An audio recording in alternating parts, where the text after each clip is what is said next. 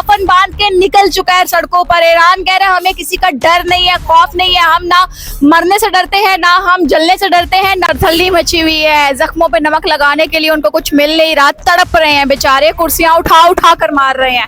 एक वक्त था जिसकी मोहब्बत में कहा गया था कि 1000 रुपए पे पेट्रोल हो गया तो हम खर्च करेंगे, हम घर से बाहर निकलेंगे। तो भाई हम भी आज पाकिस्तान के साथ खड़े हैं। हम कहते हैं 2000 भी पेट्रोल हो गया ना तो हम पाकिस्तान के साथ खड़े हैं। ईरान अमेरिका मुज़ाकरात इल्तिवा का शिकार क्यों हो रहे हैं और अमेरिका इस वक्त क्या तबाही के दहाने पर खड़ा है?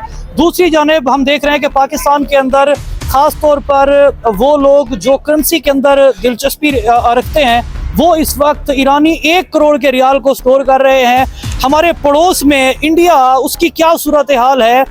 वहाँ का जो गोदी मीडिया है वो तिलमिला रहा है। मेरे साथ इस वक्त मरियम इकराम साहबा मौजूद है। मरियम साहबा, आपके वक्त का बहुत शुक्रिया। सबसे पहले बताएं कि इस वक्त इंडिया के अंदर क्या सूरत हाल है? थरथल्ली मची हुई है, जख्मों पे नमक लगाने के लिए उनको कुछ मिल नहीं रहा, तड़प रहे हैं बेचारे, कुर्सियां उठा उठा कर मार रहे हैं क्योंकि उनसे किसी भी मुल्क की खुशहाली अमन हजम नहीं होता।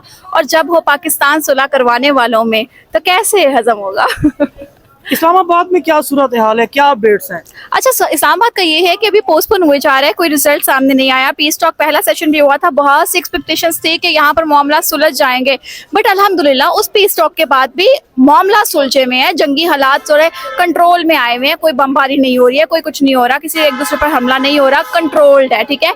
तो अभी सेकेंड टाइम ये हो रहा है। इंशाल्लाह पाकिस्तानियों की ये उम्मीद है, ईरान की उम्मीद है, अमेरिका की उम्मीद है कि इस बार रिजल्ट्स प्रोमिनेंट होंगे। ऑब्वियसली एक बार जब आप टेबल से उठकर जाते हैं ना तो आप दूसरी बार बैठने से पहले हर नुक्ता को सोच कर बैठते हैं कि ये हुआ तो ये करना है, ये हुआ तो ये करना है, ऐसे हुआ तो ये कहना है, ठीक है।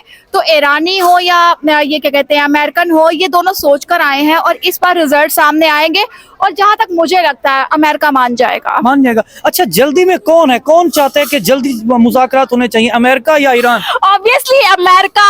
ईरान को जरूरत नहीं है, ईरान कफन बांध के निकल चुका है सड़कों पर। ईरान कह रहा है हमें किसी का डर नहीं है, खौफ नहीं है, हम ना मरने से डरते हैं ना हम जलने से डरते हैं, ना हमें किसी चोट का क्या कहते हैं एहसास होता है। तो इसलिए जो दिल करता है करो। तो ईरान नहीं माफी मांगेगा, ईरान पीछे नहीं हटेगा, ईरान कहीं पर कॉम्प्रोमाइज नहीं करेगा। तो यहाँ पर कॉम्प्रोमाइज करेगा तो सिर्फ और सिर्फ अमेरिका करेगा। इस वक्त जो पेंटागन है उसके ऊपर भी हमले हो चुके हैं, रिसेंटली वहां पर हमले हुए हैं और हमने देखा है कि आबना हुर्मुज के करीब ईरानियों ने अमेरिकन बहरी बेड़ों को भटकने नहीं दिया।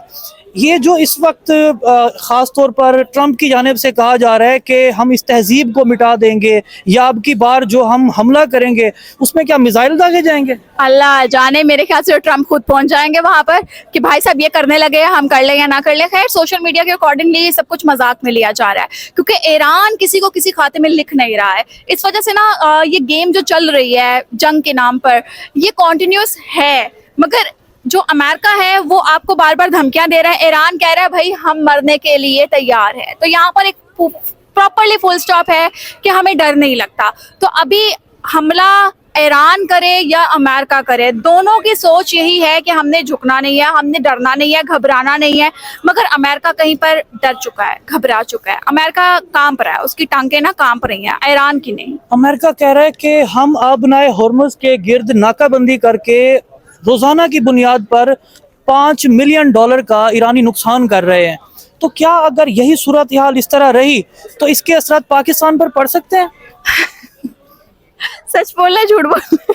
झूठ बोलना। अच्छा, नहीं पड़ सकते, ऐसी की तैसी। रिक्शा साहब ये क्लिप आपने चलाना है कह रहा है। मैंने कहा चले, मैंने कहा सच बोलना झूठ बोलना, आगे से करा झूठ बोलना करना कोई फर्क नहीं पड़ता, ऐसे की तैसे। अच्छा, ओके। बेसिकली ना पाकिस्तान को कोई फर्क नहीं पड़ता। हम पाकिस्तानी हुकूमत के साथ खड़े हैं, हम ईरान के साथ खड़े हैं। तो यहाँ पे करेंसी को जो मर्जी हो, पेट्रोल को जो मर्जी हो, गैस ना आए, जो मर्जी ना हो, पूरे पाकिस्तान में जगह जगह सिलेंडर खरीद लिए गए हैं, ठीक है। तो हमें फर्क नहीं पड़ रहा। हम इस वक्त अपने इस्लाम के साथ, अपने पाकिस्तान के साथ खड़े हैं और यही मौका होता है कि घर वालों के साथ खड़े हो, हालात बदल जाएंगे। अच्छा, ईरान की करेंसी पाकिस्तान में कुछ लोग जो है परचेज कर रहे हैं। ईरानी 1 करोड़ का जो नोट है वो पाकिस्तानी 2000 रुपए का, यहाँ मार्केट के अंदर 8-8 हज़ार 6-6 हज़ार रुपए का फरोख्त हो रहा है।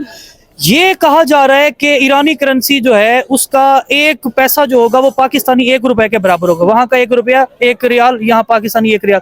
तो क्या आने वाले दिनों में अगर पीस टॉक होता है, ईरान फतहयाब होता है, तो क्या उसके बाद ईरान की नुसरत के बाद ईरानी 1 करोड़ वाली जो करेंसी है क्या वो पाकिस्तानी 1 करोड़ के बराबर हो जाएगी? देखिए, पाकिस्तानी 1 करोड़ के बराबर हो जाएगी ये तो मैं बिल्कुल आपको नहीं कह सकती, मगर हाँ, आपने अगर 2000 का खरीदा है वो 8000 पे जरूर जाएगा, बिकॉज हालात अभी माठे हैं। मगर जैसे ही ईरान अपने पैरों पे खड़ा हो जाएगा ना, उसके बाद फिर आपको समझ आ जाएगी कि हाँ भाई, अब आप करेंसी सेल कर सकते हैं।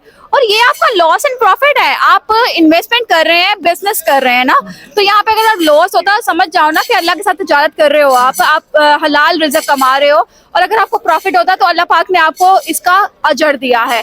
तो इसको ये मत सोचो कि आज आप 2000 की 1 करोड़ खरीद रहे हो तो कल को आपको 50 लाख मिलेगा। तो भाई ये भी तो सोचो, 8000 भी मिल सकता है, 10,000 भी मिल सकता है, 8 लाख भी मिल सकता है। तो इन चीजों को सोचते हुए ना आगे बढ़ना आपका बहुत शुक्रिया। चाहिए।